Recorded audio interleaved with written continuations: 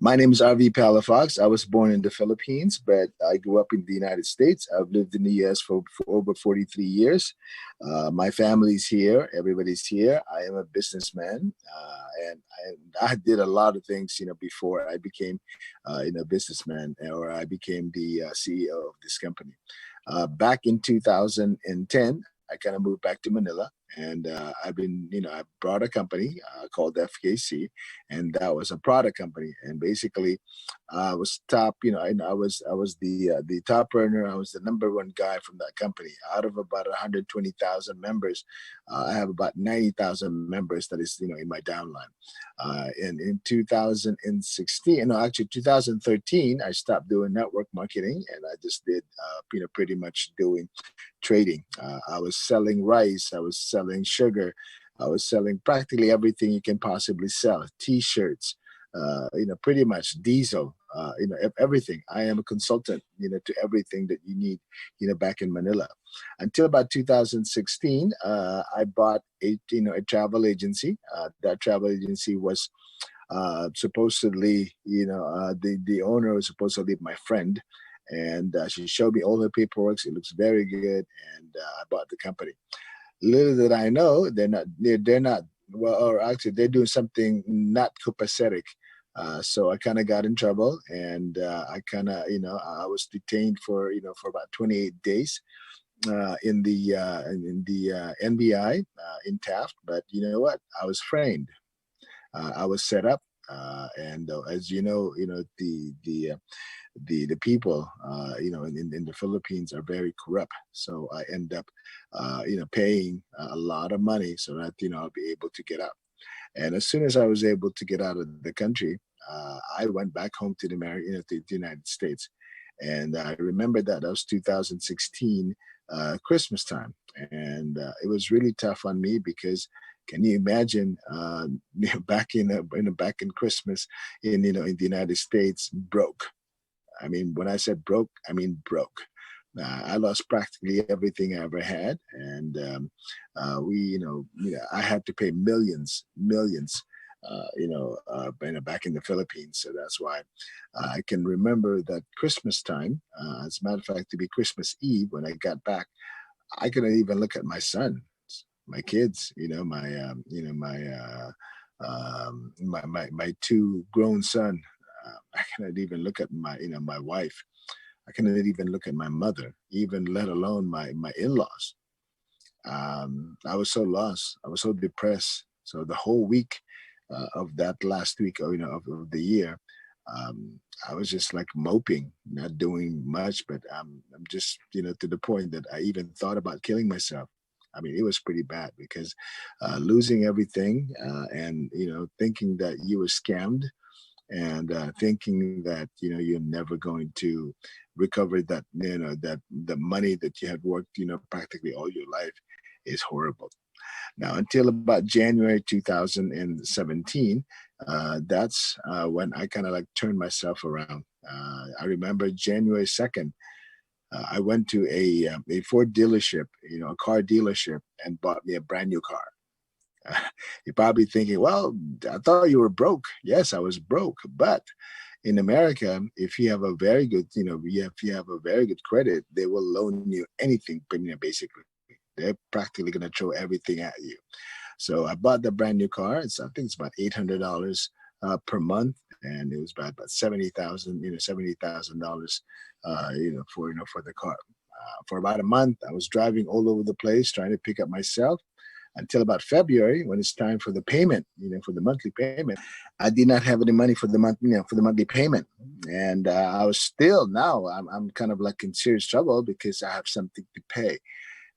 Then I got a call from one of my friends from a company. There's a company called Gino Gines, and I'm very well known in the Philippines as one of the fastest sapphire, in the Gines business. Instead of doing about 9 months to 12 months, I did it like in 6 weeks. I am a builder. I'm the one who's, I always go on top, whenever whichever company I'm with. So at the time, They gave me a call. They said, "RV, what are you doing?" I thought, I just said, "Well, looking for something, to do." And I just told them that, I need a job, or I need something to do. And they invited me to have lunch. And I thought we were just going to have lunch in Los Angeles. And little did I know, I was going to go to Hong Kong. Of course, I told my wife. My wife was like, "Why do you have to go over there? Dad, you got to go back to Manila. What are you doing?" And so on and so forth. And I just told my wife that I just want to get my life back, and I just wanted to see exactly what they want, and basically what do they have for me. So I told my wife I was going to be gone for 1 week. Flew to Hong Kong. Everything was paid for. The company paid for. And as soon as I got back, as soon as I got to Hong Kong, I spoke with them, and I met with them, and had dinner with them, and they didn't say a word. They didn't even tell me what the company was all about. So all they said was, "Are you RV? Are you ready to work?" That's all they said. And guess what? By the time by the time that whole night, actually, the whole night I did not sleep. I was just trying to figure out, what is this company all about? What is the compensation plan? What is this? What is even, I even typed in Bitcoin. I've had experiences in Bitcoin since 2010, but in 2014 I started, with another company called Bit Club Network, and then in 2017, before this, there was also another company, Airbit.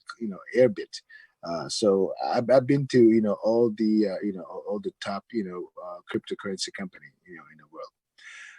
So the whole night I did not go to sleep. The following day we were on our way to Vietnam. We were in Vietnam for 4 days. I was doing the presentation for them. After Vietnam, we went to Malaysia. After Malaysia, we went to Indonesia. After Indonesia, guess what? We were on our way to the Philippines. And I didn't know that it was going to go to the Philippines. And my wife was like, "Why are you going there? I thought you were just going to," I said, I didn't know. I was scared because I was going to go back to Manila. And at the time, okay, I thought, I still have, some case or anything. But like I said, I did not have any case against me. It was just, I guess, I was just framed up. As soon as I get to the airport, I was like really, really scared. And luckily, there's no case. So that's why.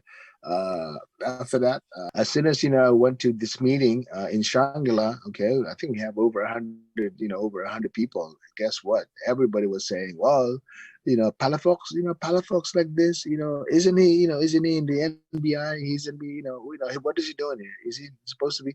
So they were just like really, really trying to bash me. They were really trying to, do a lot of damage, with the owner. But the owners really trusted me, and they gave me the opportunity, of a lifetime.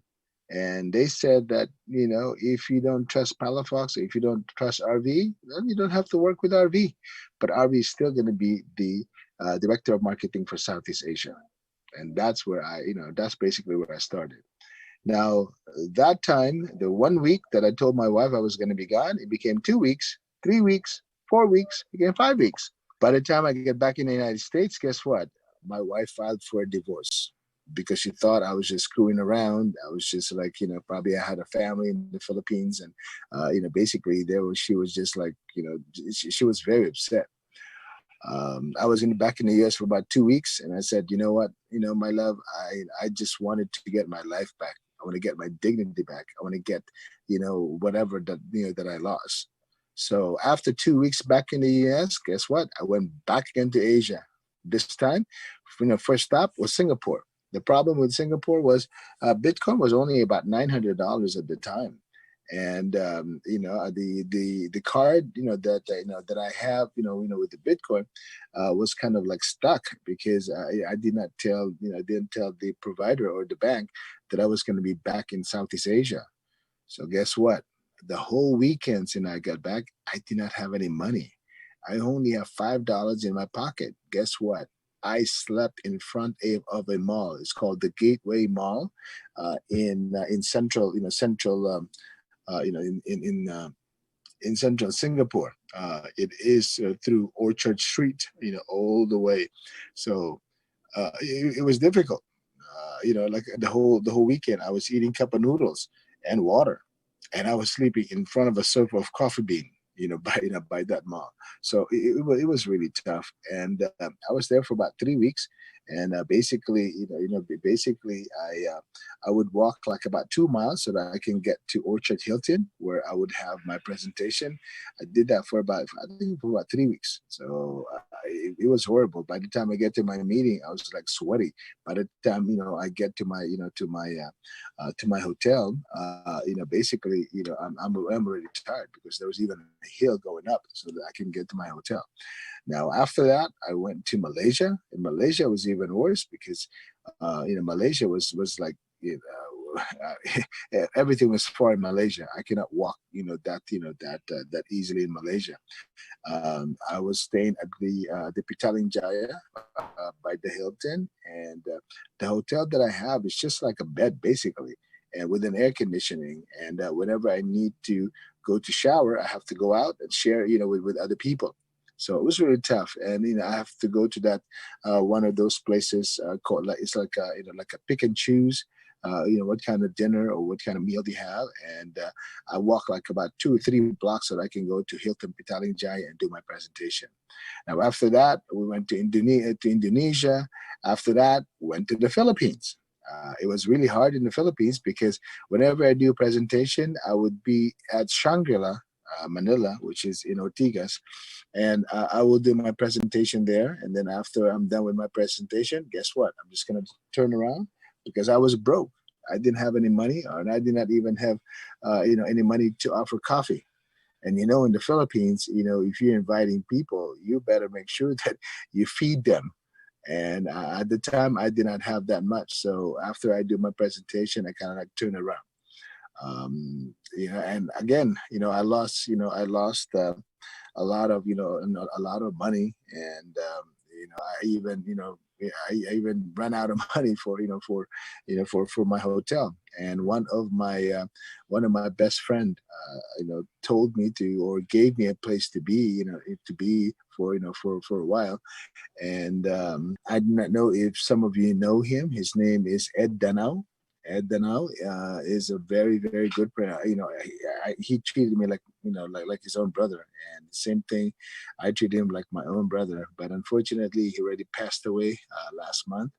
And it was like a big loss in the in the MLM industry in the Philippines. Now, after that, after that, here's what happened to me.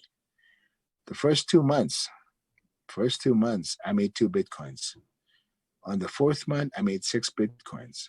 On the 6 months, I made 25 Bitcoins. On the eighth month, I made 55 Bitcoins. On the 10th month, I made 125 Bitcoins. And in 1 year, I made about 310 Bitcoins. And that really changed my life 180 degrees. From having nothing to having everything I can possibly want. And of course, what happened to the company on June 2018? They decided to go to ICO. So guess what? They went to shitcoins. We call them shitcoins because there's no value. And a lot of people lost. And, I made some money, and that's why I was able to, to pull out, my Bitcoins. And that really changed my life. And then in 2018, after the company closed, one of the co-founders decided to have their own, or his own company. It's called AI Trades, and basically, AI Trades. He made me a master distributor. I spent a lot of money, making sure that it is registered in the Philippines, doing all kinds of stuff, so everything is going to be good. But in 2019, the owner has to step down because of of the heat from the previous company. So in order for him to save the company, he has to change the face of his company, and he made me the president. I was a president of AI Trades from about January 2019 until the end of 2019, last year. I went to about 25 countries, 51 cities in 1 year, and 5 continents. I was flying all over the place, and I have about 55,000 members, with that company. Now, unfortunately, by the end of December of 2019, The owner of the company decided that he did not want to do MLM anymore, or multi-level marketing, or no more networking. I am a professional networker, so I had to resign. I told him that I just cannot go on, with what he has, because I have 55,000 people who's going to be out of a job. So by Christmas, I've been trying to formulate this company, and I thought of a company that would mean something like that their money, if they put their money, that their money is going to be guarded, protected, and is safe.